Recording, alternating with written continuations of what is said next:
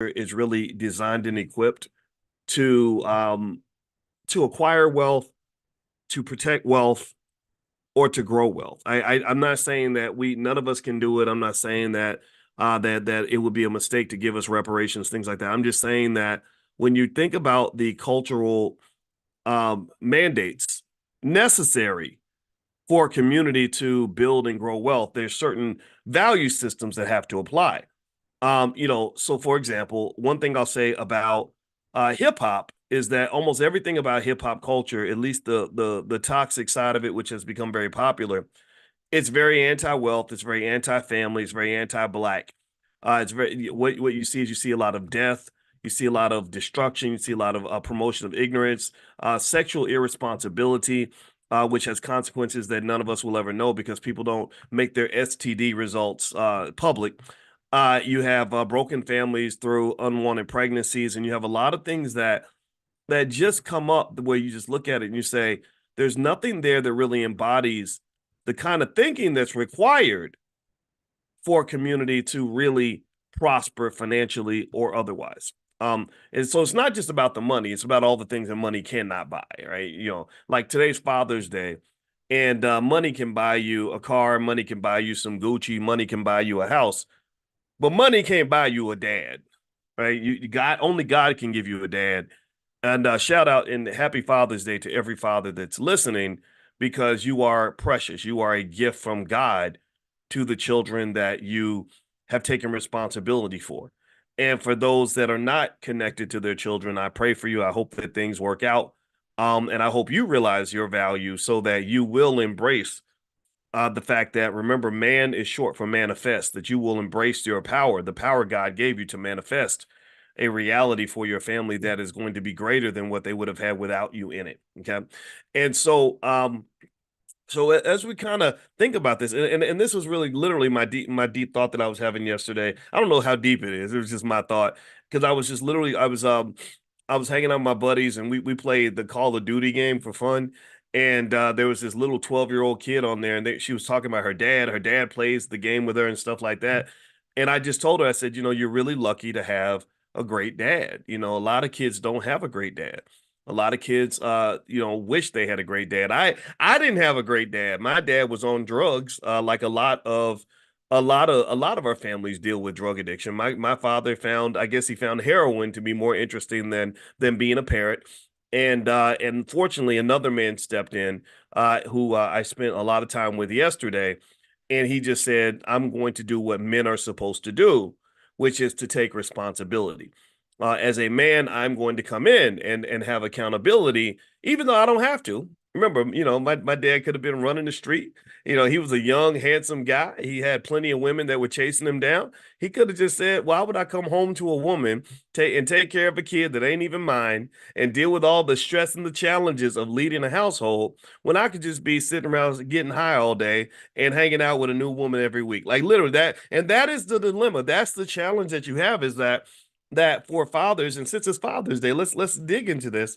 This is a financial consciousness training. We do this every single day. In case you don't know, in case you're new, so you dig into that, right? And so here's what hip hop just does that drives me so crazy is hip hop is basically almost like the candy store where you bring the fat kids in and you say, hey, why would you eat vegetables when you can just eat candy all day? Like, here, have a Snickers bar. You want some more ice cream? And then you say, well, no, I think that eating all this ice cream and Snickers bars is gonna make me a little fat. I think it's gonna give me diabetes. I think that I don't like myself when I keep eating all this unhealthy food. And they say, no, no, no, no, no, no, no. That's whack. That's lame. You don't want to be no simp over eating vegetables and doing healthy stuff and going to the gym. Why would you do that when you could just stay in the candy store and just get high all day on sugar, right? So this to me is what I see when I see cultural baggage or cultural influences that don't push men to be the best men they can be. And I think that this has a huge impact on the Black community. And it also creates an environment that is anti-wealth. Why? Well, because wealth requires discipline. If you don't have discipline, you can't have wealth. If you don't have discipline, you can't have wealth. If you are a guy that eats everything in sight, or you chase every skirt you see, or you can't get up in the morning and bust your butt, or you can't fight through difficulty and pain, or you can't keep pushing when it gets hard, and you can't stay focused when there's a lot of distractions, then you'll never have wealth. Let me know if you get it. Give me a yes if you're following what I'm saying. I know I just jumped right in and started talking, but I hope you are following this. Give me a yes if this is making sense. You cannot have wealth. You cannot have power. You cannot have success. You will never achieve anything if you are a human being that cannot embrace the idea of discipline, delayed gratification, and sacrifice. If you do not do those things, wealth will run away from you. Wealth will run away from you. Like, you remember, every morning at 10 a.m., this is what we do. We do financial consciousness training. Consciousness, one part of consciousness is awareness, sight, being able to see what's out there. And I tell you, if you can't see the money, you'll never be the money. You can't catch something you can't see. You can't connect to something where you don't even know what it looks like. So if you can't see the money, you can't be the money. But also, if you don't have the discipline to go and put yourself in positions where the money's located, or chase down the opportunities when they come by you, if you are the lion in the woods who's been eating Snickers bars, you can't hunt because you're fat and lazy. You're sitting there just watching everything go by. So to me, I was thinking about this, and I'm going to jump into what triggered this thought today.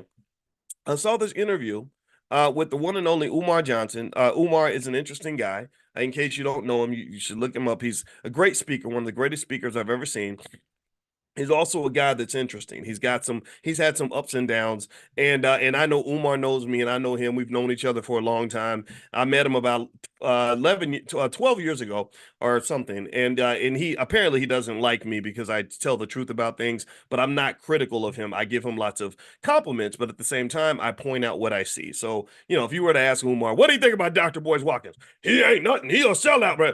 Okay, sure. Great. Sounds good. All right. So here's what I wanted to bring up, though, because I saw he had an interesting conversation with a young guy who is a young wealth builder by the name of Aristotle. Aristotle's about 28 years old. And looks like he's really trying to do some stuff, and I'm happy for him, excited for him. And they were talking about a conversation apparently Umar had with a rapper named Lil Yachty. And Lil Yachty, he mentioned to Lil Yachty something about starting Lil Yachty's a rapper, in case you don't know. So Lil Yachty, he says to Lil Yachty, you should take $250,000 and start a little bank and make loans to people that want to start businesses. I like the great idea. Right? Nothing wrong with that. Well, he said Lil Yachty didn't want to do it. And then I saw a comment from a guy I've known for a long time named Alfred Edmond, who I believe was with Black Enterprise. I think he's still there. And he says that's insane. That's crazy. It takes at least $12 to $15 million to start a bank. And you have all these regulations you have to follow and everything else. Now here was where I started processing this, because you guys know I'm not a financial influencer. I'm a financial scientist. I've been teaching finance to college students for 30 years now, actually 31 now. So I really look at these issues very carefully, and not just in terms of the formalities of running a bank. Those regulations, we can look all those up and know what they are. But more deeply, I think about the culture. And I thought about what Alfred said. I thought about what Umar said, thought about what Aristotle said, what Lil Yachty said. And I said, okay, this is interesting. Also, as a Black man, I see everything through the lens of a Black man.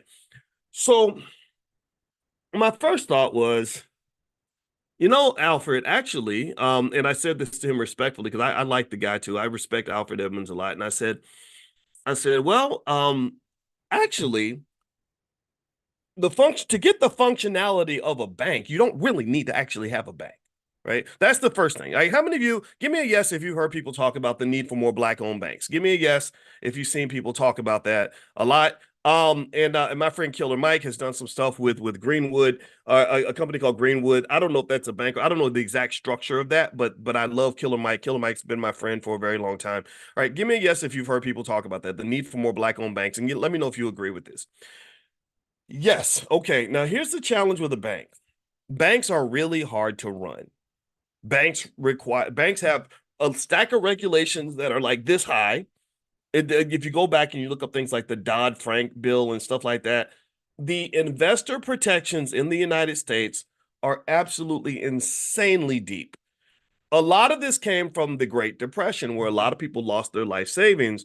So they passed a series of laws that are just so strict that if you take other people's money, you have to dot every I and cross every T. And the thing is that the regulations are so thick that people make the legitimate argument that sometimes the regulations get in the way of innovation.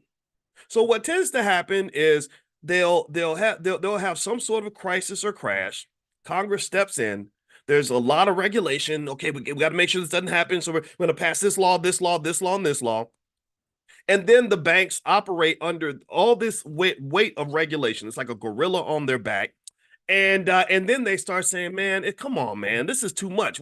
We can't make money. We can't do anything because you guys have all this regulation. So then they start a deregulation phase. They're like, oh well, we haven't had a crisis in a while. Everything's okay. Let's take the weight off their backs a little bit. So they start deregulating. Like for example, during Clinton's presidency, they started deregulating banks and everything.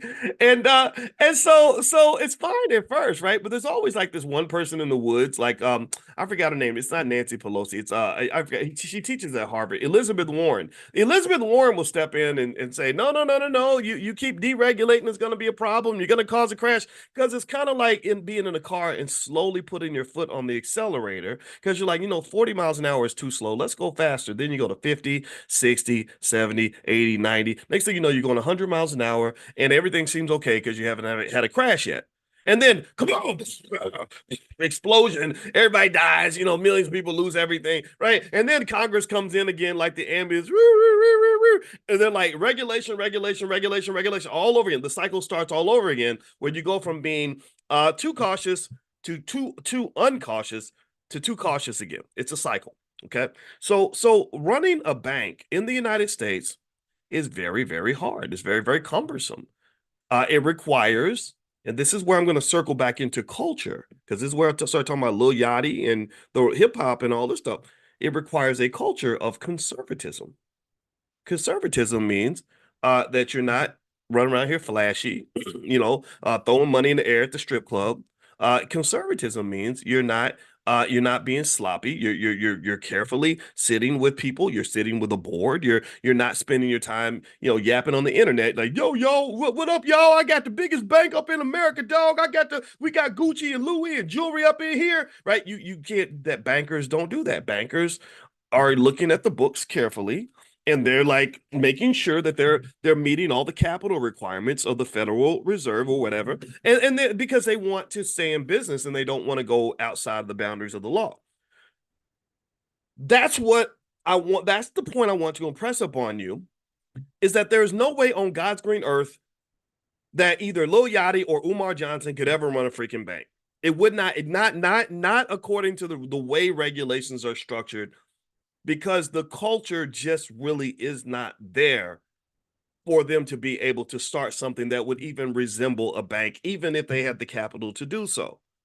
And what am I leaning on? Well, number one, Lil Yachty, and I'm sure somebody's gonna get annoyed with me for saying this. I don't care.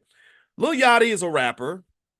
Rappers are unfortunately promote a culture that is very sloppy, that is very undisciplined, that is highly irresponsible, that is financially wasteful, that is incredibly loud and flashy, and it's the culture that eventually ends up getting you indicted. And you'll notice this if you've seen this. Remember I was one of the first people back in 06, 07 to start talking about economics on the internet. And then eventually, years later, other people will kind of pop in. And by the pandemic, tons of people started coming in, and like, hey, I can help you build generational wealth and all the buzzwords that many people didn't use back in the day. Suddenly, everybody's using terms like generational wealth and all that. And then you have people coming on the Breakfast Club and talking about generational wealth. And it was great on one hand because it became part of the culture, and I'm very happy about that. But the problem is, it started to blend with hip hop culture, and I became very, very nervous. I became very, very nervous because I said, I don't really know if they understand that this so-called easy money that they're accessing by raising money from investors or whatever comes with extensive, extensive, extensive scrutiny from the feds. It comes with extremely detailed regulations that you must follow. And if you are not a focused, disciplined person, then eventually you're going to have some problems. Right. And so if you are a person who raises $10 million from investors and then you're throwing money in the air and you're bragging about how wealthy you are, that just does not blend with the culture that is typically connected to wealth building. And I've had people that I've had conversations about that with. And in fact, when the Tulsa Real Estate Fund started, I remember my wife said, "Why don't you do something like that?" And I said, "I wouldn't. I definitely would not want to do that." Because you're taking money from thousands of unqualified investors, and if that goes wrong, if anything goes wrong, they're not going to say, "Oh, we made an investment and it went bad." They're going to say, "No, you stole me. You stole from me." And when they start saying you stole from me, well, guess what? The feds are going to pull up and be like, "Oh, wait, somebody got robbed. What happened here?" Right? So here's my point. Here's my point. I want to collapse this into a simple idea or simple set of points that you can walk away with that will enhance your economic awareness.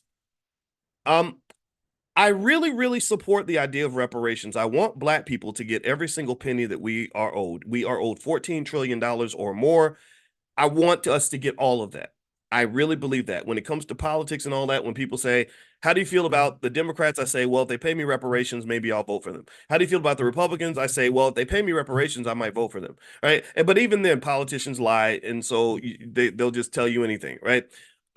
But I dread the idea that we will get the reparations because I don't know if right now, particularly with the heavy influence that hip hop has on our culture, if we have the discipline required to develop the institutional infrastructure that will lead to the acquisition, preservation, and ability to grow our wealth.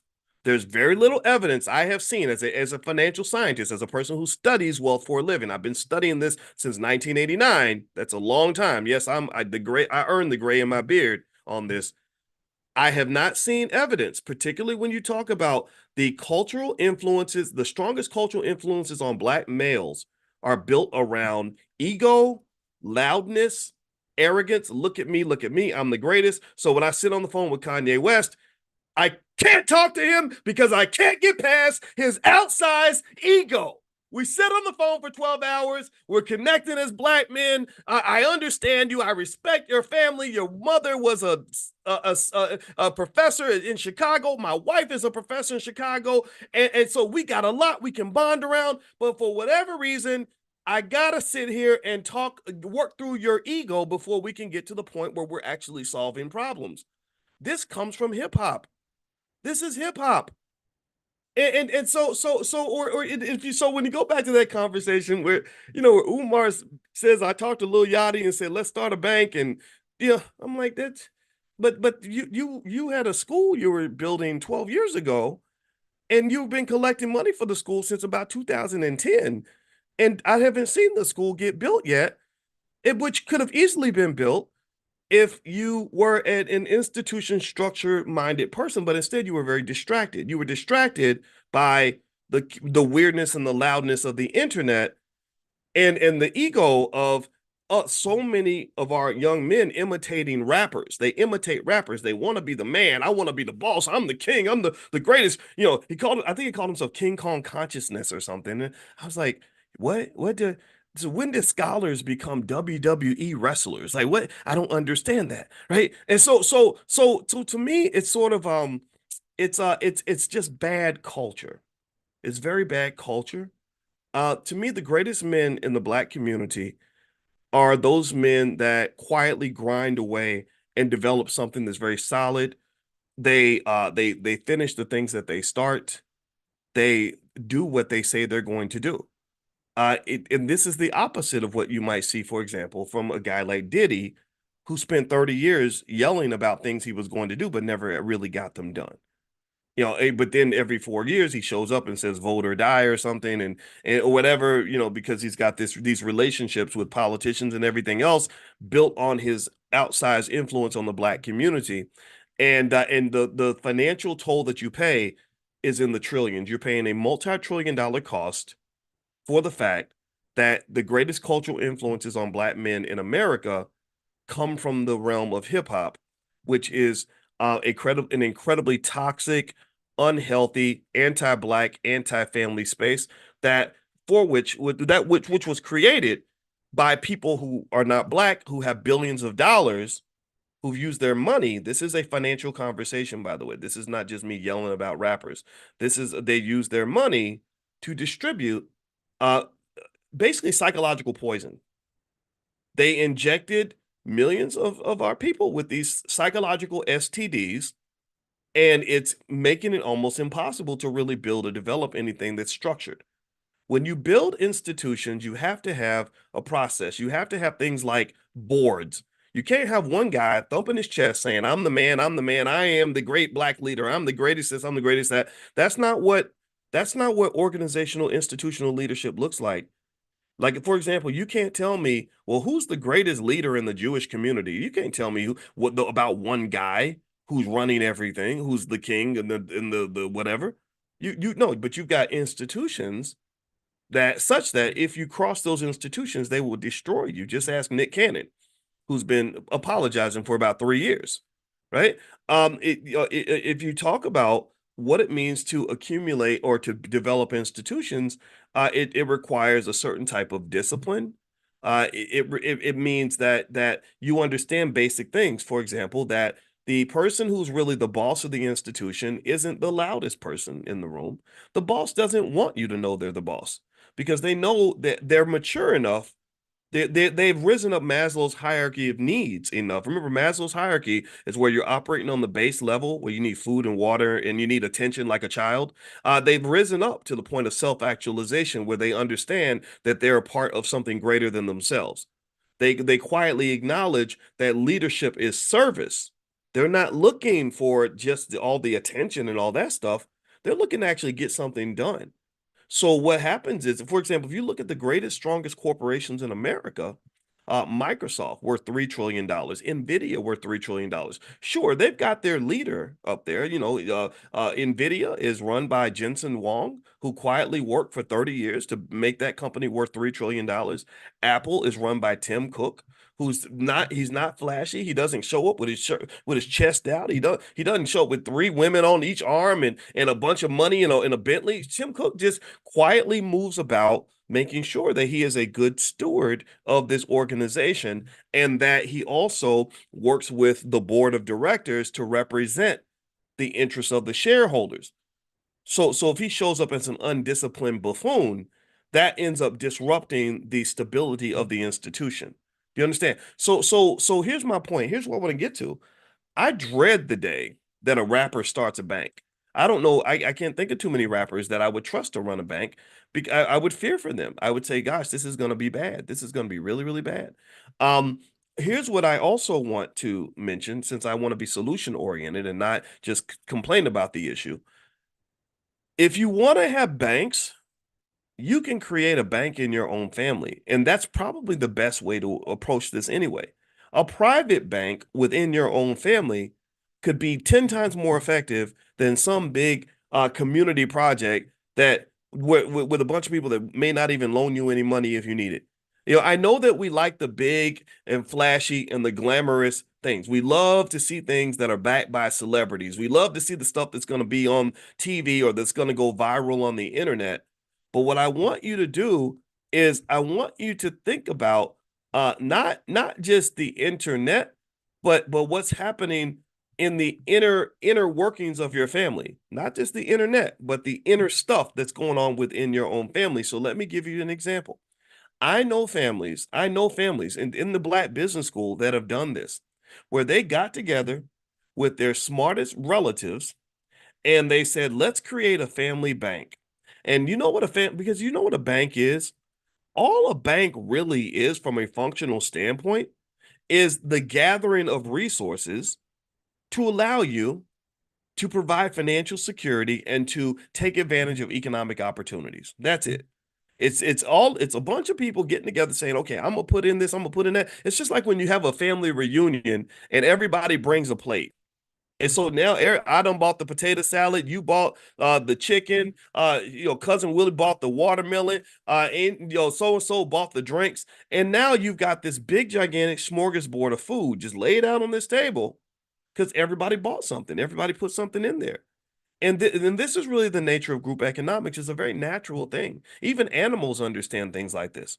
And so then what happens is that you got this big pile of resources that provides a type of what in economics they might call this financial smoothing. It provides smoothing in the sense that, personally speaking, everyone that's affiliated with this collective is not really going to have too many financial emergencies, because if you run into a financial shock or a financial problem or something that might be financially traumatic, you've got the family bank there to help you get through that situation.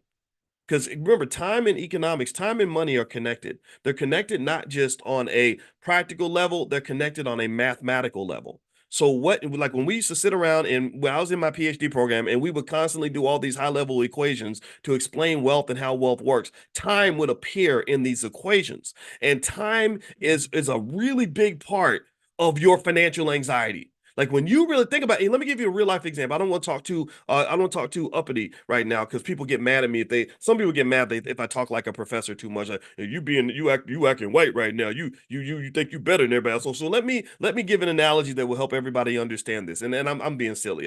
But anyway, okay. How many of you have ever had, give me a yes if you've ever had a situation where um you had a check come in on Friday for $3,000 or whatever, and but you had something that needed to be paid by tomorrow, and it was only like 250 bucks. And you were stressed out because you're like, dang it, if it were Friday, I would easily be able to pay this, but I don't have $250 now. I don't have any money right now. Give me a yes if you can imagine that feeling. I want you to just process this from a consciousness awareness standpoint. Just imagine how you feel in that situation. You're like, oh man, dang, gosh, dang it, I wish I could. Well, if you have a family bank, then the problem's solved. You just go borrow, you go borrow $250 and you pay it back on Friday. Now, this requires a specific type of culture to be able to maintain this sort of economic relationship. The culture must be one where you are not sort of doing what a lot of the world has done. What see, here's what happens in the real world. What happens in the real world is you end up just being screwed, or you end up doing something that you don't want to do, selling something that you don't want to sell, or maybe selling some booty or something just to get I'm kidding, just to get the $250, which isn't that big of a deal if you could make today Friday instead of whatever day it is already, right? So that's what happens, right? Because you don't have smoothing, you don't have some sort of institutional framework to protect you from those situations. So that's what you see in the world. You see it all the time. You see people struggle financially, go through tremendous amounts of financial trauma just because of timing, just because the money did not arrive at the same time the money was needed. Now here's a different world. In a different world where you have a culture built on preparation, where you're always conscious and you're thinking at some point something's going to go wrong and we need to be ready for that. You have a world of conservatism, financial conservatism, meaning the protection of resources, conserving the resources. We're not going to trick off the family money buying Gucci and jewelry and Louis. We're not trying to imitate the rappers. No, we need to preserve these resources because that is our financial protection. We're protecting ourselves from all of the demons that arise when you are struggling. That's when, because remember, when you're struggling financially, that's when a lot of bad things happen. That's when you do stuff you normally wouldn't do because you're struggling for money, right? So what else? In this culture, there's all. Oh, here's another one. Here's another good one. There's a culture of community. In order for this to work, you got to have people in the family that care about somebody other than themselves. Selfishness does not work in this model. If I think that the alpha and the omega of my life is Boyce Watkins, then I cannot participate in this process because I'm going to take all my money and I'm going to keep it in my pocket, take care of me, maybe take care of mine. That's it. Screw you, screw your family, screw your situation. I don't care. Okay. So the village has to exist. And a lot of families, the village don't exist. Some of y'all are scared to loan money to your own damn relatives. I get it. I'm not blaming you. I'm not mad at you for that. I understand because this gets to my fourth point of what is required. What's required is that when you borrow the money from the family bank, you better pay it back. You better pay it back. And the reason I bring that up is because I bet you that if I ask you, give me a yes if you've ever loaned money to somebody that you cared about and they did not pay you back, or they came back with an excuse, or they disappeared and or got mad at you because you asked for your own damn money back. How the hell are you gonna get mad at me because I'm asking for money back that I gave you? You now you treat me like crap. Now I done lost a friend. I done lost a loved one, and I lost my money. You're a son of a bitch right now. That's a terrible thing to do to another person. So when you borrow from the family bank and you don't pay it back, in my book, you are a bank robber. That's what you are. You robbed the family bank, and there's nothing lower. I'm sorry, forgive me for being judgmental here, but I'm about to be Judge Judy up in here. When you steal from family, there's nothing lower you can do than to steal from family. Nothing. Absolutely nothing. I mean, you steal from white folks, I'm don't get me wrong. That ain't right either. But that ain't the same as stealing from your brother or your sister. So at the end of the day, if you follow those basic ideas where we plan for the future, we care about each other, and we aren't gonna financially traumatize one another, then you can have a bank in your own family. Any family can have their own bank, and the beauty of it is that if you form a family investment club, or another way to call it, you call it an investment club. An investment club can operate just like a bank without all the regulations. If you've ever seen the thousands of pages that constitute the Dodd-Frank regulations required to run a bank, it will make your head explode. You can't really run a bank unless you're a banker. That's why Lil Yachty and they ain't no rapper gonna run a damn bank. The only way a rapper could run a bank is if he had the intelligence that unfortunately 99% of the rappers don't have. And it's not because they just really stupid. It could be it's also because they're young. A lot of them are really young, right? So I get it. You're young. You don't know nothing yet. So, but if you really wanted to do it and you were a person of means and said, you know what, I want to open a bank, you know what you better do? You better go get some bankers, not some flashy rappers, not your homeboys. Get you some real bankers that understand banking culture, that are going to sit there and go through the books and do all the little calculations to make sure you remain within the framework of all of the numerous regulations that are required to run a bank in this country. It is not a simple task. But to me, if you're smart and efficient, you say, you know what? We don't actually have to go and do all that stuff anyway. I mean, sure, starting a bank, starting the Bank of Boyce or something would be a really cool project and everybody would get excited about it. But I don't want to start the Bank of Boyce. The Bank of Boyce has been in existence for over a decade.